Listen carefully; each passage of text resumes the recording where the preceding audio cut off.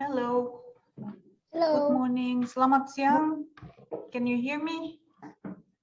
Yes. Yes, hello, Madam Ambassador. Yes, we can hear you. Me? Yes. Good Shall we morning. start? Good morning, ma'am. Morning, ma'am. Good morning.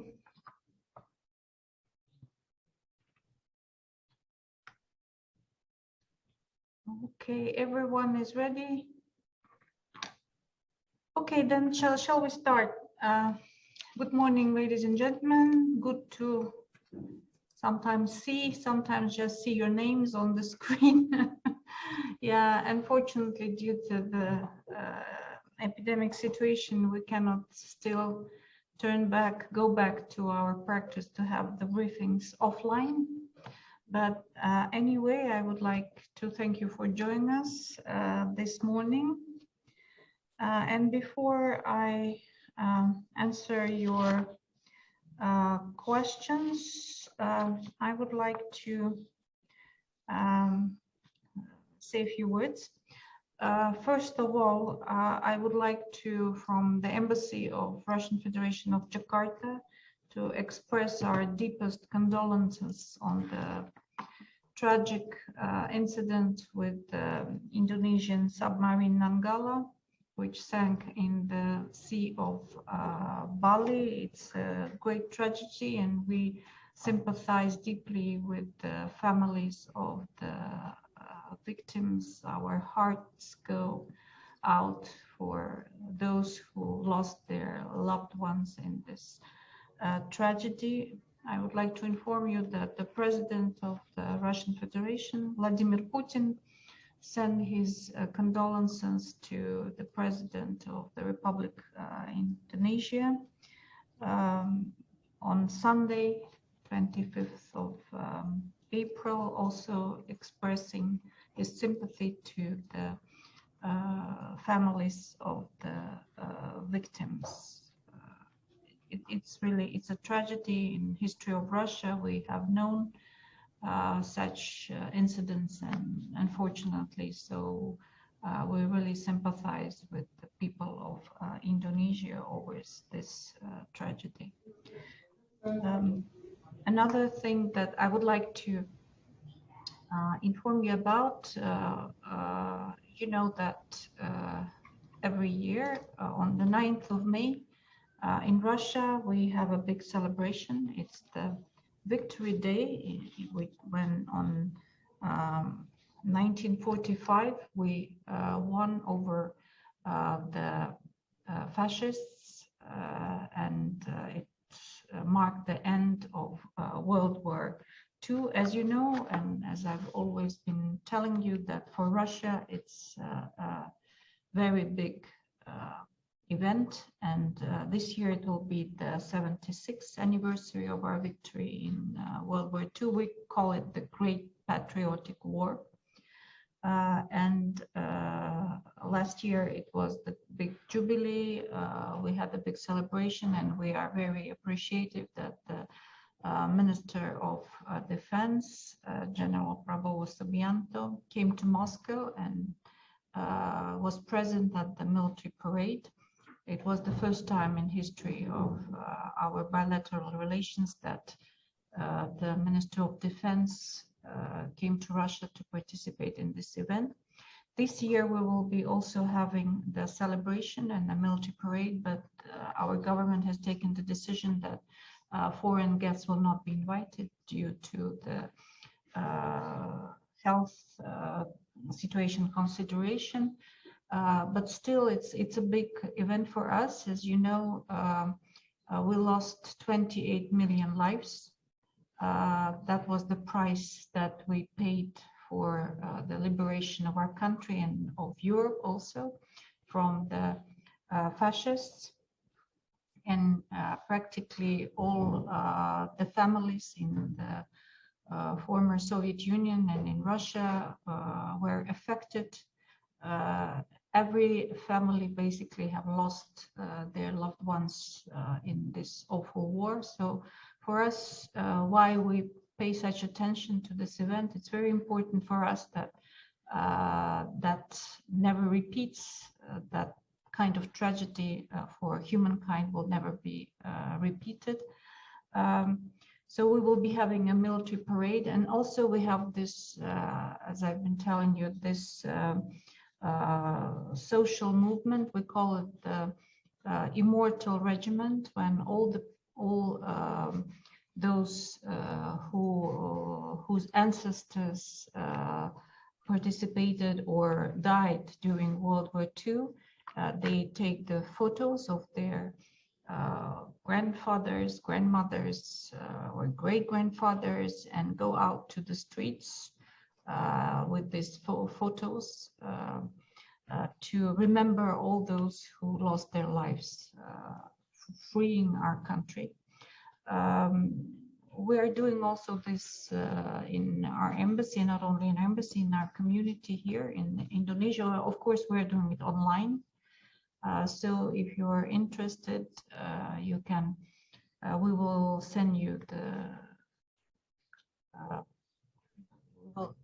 we will send you the link. You can see how we do it here in Indonesia, because as I told you, everyone have someone who died during the Great Patriotic War, including myself. My grandfather was a Red Army officer. He was a colonel, and he served in the army during World War II. He survived. He died at the very ripe age of 87 in 1991, but he's also one of the heroes who fought during the Great Patriotic War. Another event which I would like to draw your attention to is on the 12th of April, we celebrated the 60th anniversary of the first flight to the space by a Russian cosmonaut, Yuri Gagarin. I think this name is quite popular in Indonesia. You know that on 10th of March, we inaugurated the monument to Yuri Gagarin in Taman Mataram in Jakarta. This is a present of Russian people to, and the people of Moscow to the people of Jakarta. It is there. So unfortunately, on the 12th of April, due to the coronavirus situation, we couldn't have a big event at the monument. We just laid some flowers there from our embassy and from the Russian community here. But of course, it marks a very important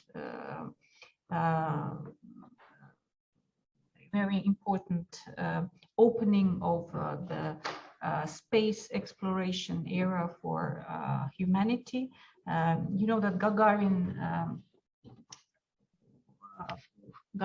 flight was 108 minutes long, and he actually, it was quite a tough flight. Of course, the equipment and the technologies were not as they are today.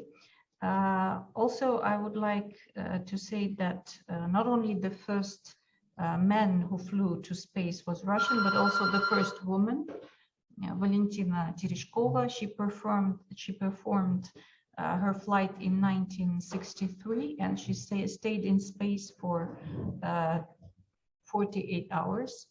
Also, the first man who went out into the open space from the space station was also a Russian cosmonaut, Alexei Leonov, and it happened in 1965. He stayed in the open space for 23 minutes and 41 seconds. So these events marked this beginning, opening of the era of space exploration. As you know, Russia is continuing its space program. Also, we are together with other countries, with cooperation in other countries. You know that we're the only country basically who transport cosmonauts and astronauts, foreign astronauts, to the International Space Station Mir. And when President Putin was giving a speech dedicated to this to the 60th anniversary of the Gagarins flight. He said that in the last 2 years we have successfully launched 50 space ships, and quite recently on the 9th of April we also launched a spaceship which is named after Yuri Gagarin with an international crew to the International Space Station. So Russia's contribution to the space exploration program is very considerable. And as our president told us, we will continue our own space programs and also international space programs. Well, another issue that I would like to raise is, of course, the COVID situation. It is a very topical one because until now, number of cases in the whole world is growing. We know what is happening in Europe, what is happening in India, despite the vaccination programs that have started in many countries of the world, including Indonesia and Russia. In Russia, actually, the situation is getting better. Well, I would like to say it is under control, so to say. We started last year the max vaccination program. It is absolutely voluntary and free. Anyone can get vaccinated with the Sputnik V, Epivac Corona, and Coronavac, which are 3 vaccines developed in Russia. Also now a 4th vaccine has been registered. It is basically it's Sputnik V, but it's a lighter version. It's called Sputnik Light, which is a little bit less efficient than Sputnik V, but requires only 1 jab. So it is recommended for people who already had the disease but don't have enough antibodies, or for people who are weakened by other diseases, or for children, for instance. So now we have 4 vaccines in Russia, and in the whole world, 62 countries have already registered Sputnik V, the last one being Bangladesh. Yesterday they registered Sputnik V.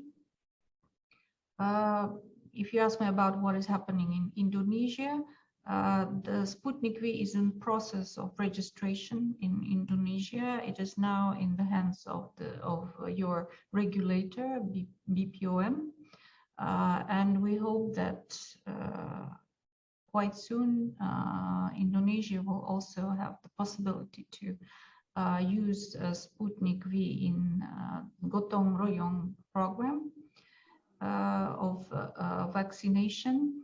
The latest findings and the latest research show that Sputnik V is 97% efficient and quite safe. No considerable side effects. It is used in numerous countries all over the world, even for people who, for elderly people. I can tell you that my parents, who are 85, both have been vaccinated with Sputnik V and no side effects, and feeling well. So we really hope that Indonesia will get Sputnik V soon. As you know, I also already told you, and we reiterate that we really support the position of Indonesia that there should be no vaccine nationalism, and the vaccine should not be used in political means or as a tool of political games. because this is a purely humanitarian issue related to the health and well-being of people of our countries. In Russia, we have 7 million people who have been fully vaccinated with 2 jabs, and around 14 million who were vaccinated, who received their first jab. So the vaccination program is going on. If you ask me about the possibilities of supply to Indonesia, our government body who is responsible for distributing Sputnik V abroad, they tell us that the demand that Indonesia has can be satisfied with the Sputnik V. Well, how many you need? We have the possibility to provide Indonesia with. So that's what I wanted to tell you. You're welcome to ask any questions. Yeah, I see already some of the questions here. Okay. Could you please update around the cooperation of Sputnik V vaccine in Indonesia? I already did that. Okay. Also, Brazil has been reported rejecting Sputnik V vaccine. Could you please explain more about it? Well, I told you that Sputnik V has been proved to be safe and efficient. It is used by more than 50 already, 50 countries in the world. It has been registered in 62 countries in the world. So so far there is no doubt about the efficiency or safety of this vaccine. So basically the decision of the regulator in this country is very surprising, especially if you take note of the COVID situation in Brazil, which is far from being good. And this, as we understand, this decision is very much criticized by politicians in Brazil. In the Senate, officials from different provinces are criticizing this decision because Brazil doesn't have enough vaccines for their vaccination program, and we've been offering them this vaccine. So that is basically a purely political decision, and of course there was influenced by outside and from the United States. We know that there was pressure on Brazil not to get Russian vaccines. So that's another example of how this vaccine issue is used in purely political for achieve purely political goals, which is a pity, of course, because those who suffer in these political games are ordinary people who cannot have access to vaccine and who can get ill and die because of this situation. Is very regretful, but we are still in contact with the Brazilian authorities. Maybe something will change, and we are ready to help Brazil with their vaccination program. I would like also to hear more about the engagement of Russia in Syria recently. We'll be glad to hear update info about it as well. Well, we are our position on Syria hasn't changed. We have our Air Force base in Syria. We're helping the government, the legitimate government of Syria, to fight terrorism on their territory, and we have been quite successful on that. We're also helping Syria with the COVID situation. Recently, our president had a telephone conversation with the president of Syria, Bashar Assad, and one of the subjects was the cooperation in providing vaccines for Syrian people. We are also in touch with other players in this region. The situation is very complicated, as you know, but actually the stance of Russia is very clear. We're in Syria to fight terrorism and to help the legitimate government of Syria to get their country free from terrorism. Unfortunately, due to also interference from outside, there is a lot of complication in this situation. Another question. Recently, Sinovac vaccine faces controversies because it hasn't received emergency permit from WHO. How Indonesian companies are interested now? Indonesian companies are interested in using Sputnik V, but it also has not received permit from WHO. Well, you are using Sinovac. Sinovac has also been recognized as one of the vaccines that is quite safe, maybe not that efficient, but still quite safe. I'm wondering why Sputnik V still hasn't received permit from WHO, and is there any information prediction when Sputnik V will receive permit from WHO? Well, I don't know when, but we have requested for the permit from WHO. Hopefully it will be given soon, but even without this permit is widely used all over the world, and especially, and first of all, in Russia. So I don't see any complication with that. Another question. Countries from all around the world are sending reinforcements to assist in the search for the submarine that was missing on Wednesday. Other countries, including the United States, France, Germany, Russia, Turkey, and South Korea, also offered aid to the Indonesian military. What are details? Aid from Russia? How many people involved? Well, we offered the aid, but it has been already, the submarine has already been found. You know, there is, well, unfortunately, well, it's a geographical fact. We're quite far from Indonesia, so the countries who are closer to Indonesia assisted more, but we're ready to provide Indonesia systems of that could help preventing this kind of things happening in the future.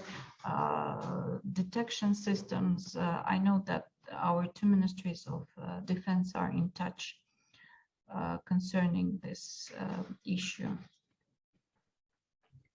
Okay. What was the latest communication between both defense minister, a special after working meeting? Well, you know, your Minister of Defense, General Prabowo Subianto, visited Russia several times, and our defense ministries are in constant contact on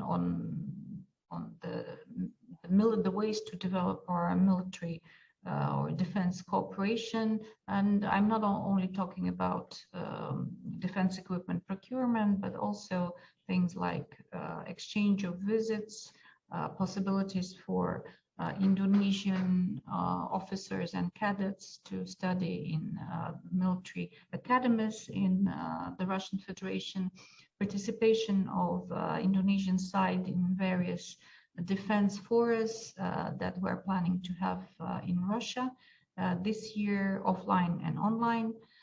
So there is a constant communication between the two ministries of defense. How many doses of Sputnik V will be distributed in the Gotong Royong program? I cannot tell you the exact number. This is a subject of for negotiations, but basically we're ready to provide what Indonesia will be asking for. ASEAN just held the summit about Myanmar. Could you please share about the perspective and expectations from Russia's side to solution in Myanmar? We've been closely following the efforts by ASEAN to solve the situation in Myanmar. We are very much supportive of the efforts by ASEAN and of the decision taken by the ASEAN summit. We hope that this kind of decisions will lead to a peaceful solution of the situation in Myanmar. We think that this kind of inclusive dialogue is the best way to solve the situation. In the past few months, we saw high tension between the Russian government with the EU countries and the US. In terms of that issue, how changing Russian policy to the other Western countries will impact developing countries and Indonesia? Well, I cannot see how our tensions with the US and EU could affect our bilateral relations with Indonesia, because we see Indonesia as our very good partner and friend.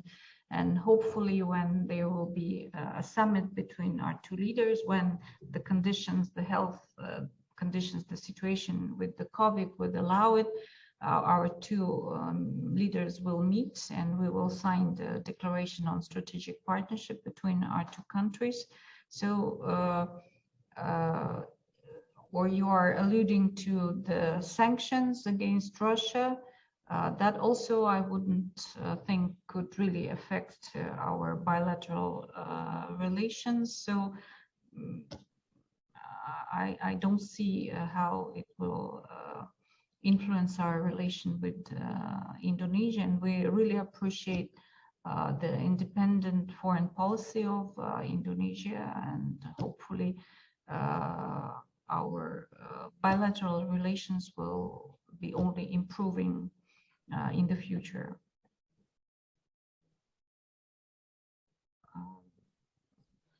Does Russia support the 5 points plan set up by ASEAN to solve the crisis in Myanmar? Will Russia use its influence for its speedy implementation?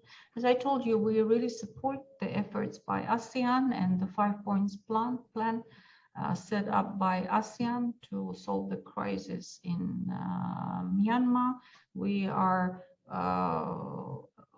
are calling all the sides involved in the Myanmar crisis to find a peaceful solution to the situation. So yes, we definitely support all the efforts by ASEAN to solve the crisis in Myanmar. Now it seems like there is a trend of Western countries expelling Russian diplomats for various reasons. How do you see that? Well, yes, this is a trend in this to expel Russian diplomats from various European countries without actually any there is no articulate reason to do that, you know, because the reasons that have been chosen, for instance, by Czech Republic, well, it's really very hard to comment on that, because for a thing that happened, well, it was, yeah, there was an explosion that happened 7 years ago. And there were never a hint from the Czech side that Russia somehow was involved in this incident that happened, I would like to stress it, 7 years ago. So why to choose this pretext now and why expel Russian diplomats over this incident? Really, you know, it's hard to explain in any logical way. The only explanation is that there has been an interference from outside, from the United States, and a pressure over to Czech Republic to do so for various reasons. For instance, one of the reasons that come to mind to it's unfair competition. You know that Czech Republic was there was a project to have a renovation of the nuclear facility that they have, and so Russia was one of the actually main candidates to have this project implemented. But with all this turmoil now, only the American company will be involved in this project. So that's maybe one of the explanations. Of course, you know, we are responding by sending out diplomats not only for European countries but from the United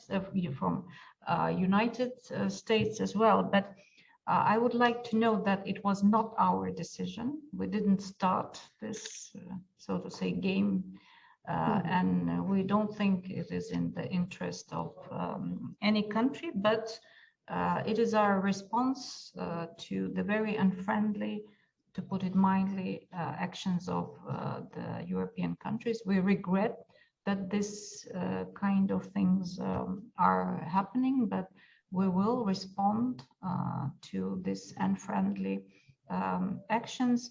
I would like to draw your attention, maybe you've seen or you've followed it, on that on the 21st of April, our president, Vladimir Putin, has addressed the Federal Assembly. He does it every year. In his address, he outlined the priorities of Russian domestic and foreign policies. And on the foreign policy, what he said actually, that our behavior was very towards all these unfriendly actions, the sanctions,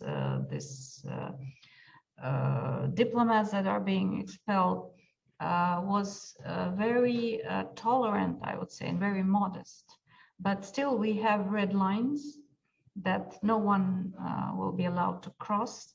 And it is Russia itself that will decide what are these red lines. And as our president said, those who will cross these red lines will regret it as they never have in their lives. So that's our response, but we didn't start it. And our actually foreign policy remains based on the same principles of transparency and of multilateralism and of desire to have good cooperation with all the countries for the benefit of people of Russia. Has Russia reopened its borders, especially for Indonesian citizens? No, unfortunately not. Not for all countries. For non-essential travel. We have reopened borders for non-essential countries on a bilateral basis for 30 countries, but that's it. So unfortunately not for Indonesia yet, but also Indonesia doesn't allow Russian citizens to come for non-essential travel. So it will be done on a bilateral basis, and when the situation allows, still for official delegations, for diplomats, for you can come to the Russian Federation with the Russian visa. Okay. Is there any comments from Russia regarding ASEAN leaders meeting in Jakarta? Or I think I've already answered this question.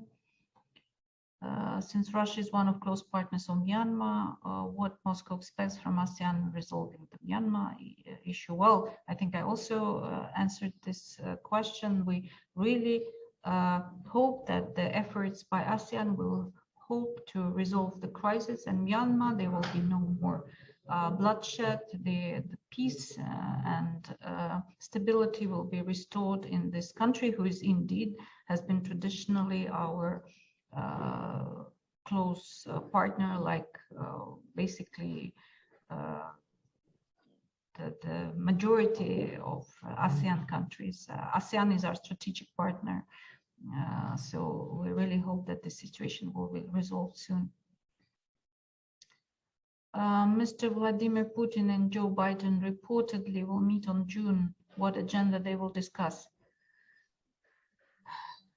Well, I cannot confirm this information yet. There have been a telephone conversation between our president and President of the United States. When they will meet remains still, the question is still open. Well, there is a very wide agenda that could be discussed between our two countries. And from my point of view, first of all, the relations that we have now with the United States are far from normal. It has been not our wish, it has been not our initiative, but of course we need to have them going back to normal, because this situation cannot continue forever. What Russia think about new UK integrated review strategy for Indo-Pacific? Well, you know, there have been quite a lot of Indo-Pacific concepts recently, including the one promoted by Indonesia and adopted by ASEAN. And though the names are quite are same, but the content and are quite different. The main, as we think, the main difference between the ASEAN Indo-Pacific concept and the various Indo-Pacific concepts promoted by the Western countries is the inclusive character of the ASEAN and Indonesian Indo-Pacific vision, and an exclusive character of the Indo-Pacific strategies promoted by Western countries, which have, of course, an anti-China content, and basically we see it also as an anti-Russian. And these concepts are far from promoting, you know, cooperation, multilateral. Multilateralism in the region. And what is wrong with Asia Pacific, I cannot understand actually. And where is Asia in all these concepts? Indo-Pacific, but there's a huge Asian continent. Where is Asia in all this? So this clearly is a very anti-Chinese concept, and of course Russia cannot support this kind of concepts, though of course we view positively the ASEAN, Indonesian and ASEAN vision of the Indo-Pacific, though we still use Asia-Pacific.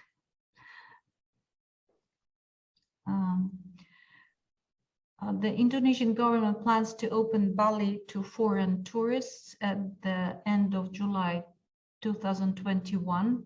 Has there been any exploration related to the travel corridor arrangement, travel bubble in response to this? Yes, we've. I mean, we've know about these plans to reopen Bali for foreign tourists, and you know that, of course, Russian tourists will be really happy to go back to Bali, and there would be, you know, a huge. If they will still require visa, there will be a long queue outside Indonesian embassy in Moscow to get a visa for Bali. But no, we don't have any information about any travel corridor arrangement or travel bubble between Russia and Indonesia, not yet. Has the Russian government also implemented an entry ban for Indians related to development of the COVID-19 case in that country?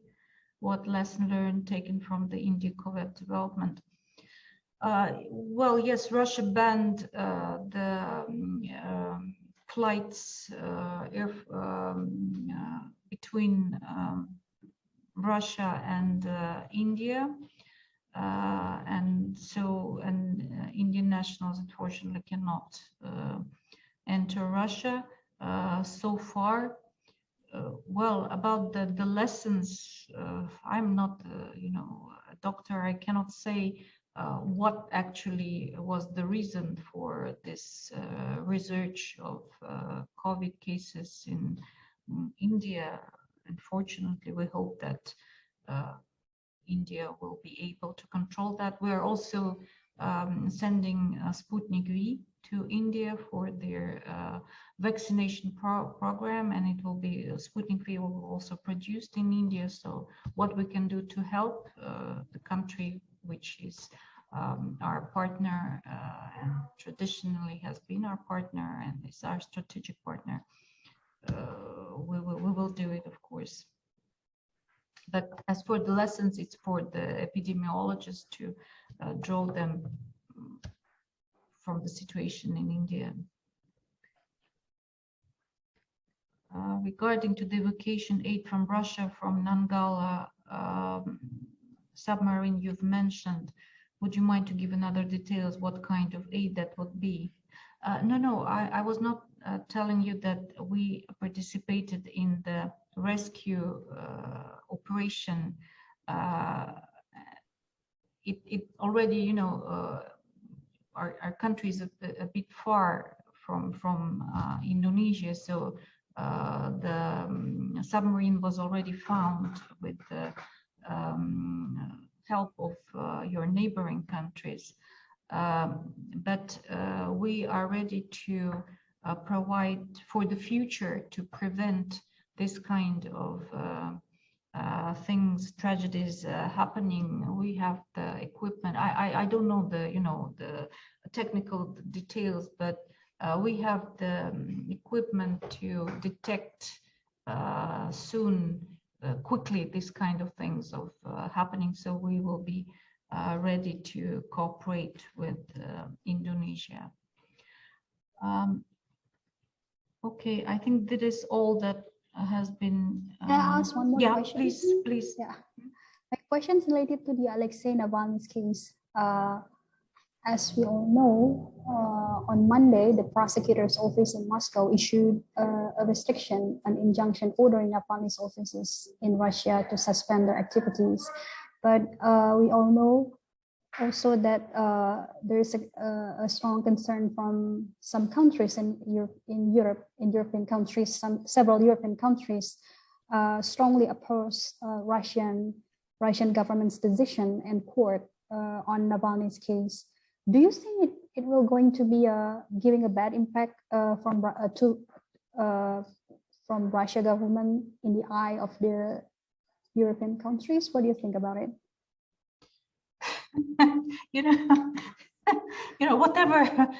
Whatever we do now has bad impact in the eyes of the government of Western countries, and really we don't care. Let me explain to you. Of course, all these accusations that Navalny was poisoned by Novichok, it's absurd. No evidence have been provided no tangible evidence was ever given that Navalny was poisoned by a weapon of mass destruction. Also, it's an absurd idea. Why use a weapon of mass destruction to poison one person? It's if a weapon of mass destruction, which Novichok in fact is used, there will be thousands of people affected, but not just only one. And even that one person, thanks God, I wish him good health, survived. So also it's crazy, it's if you think about it, really it's absurd. Another thing, Alexei Navalny was sentenced not because of his political activities, but because of a criminal case of economical actually nature that involved one of the French companies. And he was he was released on parole, but he violated the rules of the parole. He didn't show up in the police station when he was expected to, and not because he was sick and he was in Germany before that even. So he was sentenced because he violated all the rules. I think actually our police and our court was very, tolerant. Yeah. So are you trying to say that actually strong critics opposing President Vladimir Putin is actually I mean, we're speaking about democracy. So the strong critics from the opposition, like Alexei Navalny, are going to continue in your country? Alexei Navalny does not represent. He's not supported in the way that probably you would have the impression from the Western media. He's not really, what is his program, except that he opposes the president, and he's also saying things against the president. We have never seen his, economic program, social program. He's just, a blogger whose importance has been blown out of proportion by with the help of the Western government. And he's been created as an icon of democracy in Russia, which in fact is not the case. No one would have known about Navalny, with the exception of maybe, several thousand of his supporters who've been reading and following his blog, without this case of so-called poisoning and so on. So for what is important, of course, is for Russian people how we see this, and not how the Western world sees us. In Russia, he's not supported, by a big portion of the population. Of course, there are also always people in every country that are very much anti everything, anti-government, anti-president, and so I wouldn't say that Alexei Navalny is an influential politician in Russia. No, he's not. We have many others that are much more influential than Alexei Navalny. And what is happening with him has no relation to his political activities. It's a purely criminal case. Okay. Thank you very much, ma'am. Any other questions? Well, thank you so much. If there is no more questions, once again, thank you, and please stay safe and healthy. Thank you. Okay, thank you very much. Bye. Bye. Thank you very much, Sansi. Thank you. Thank you. Bye-bye. Bye.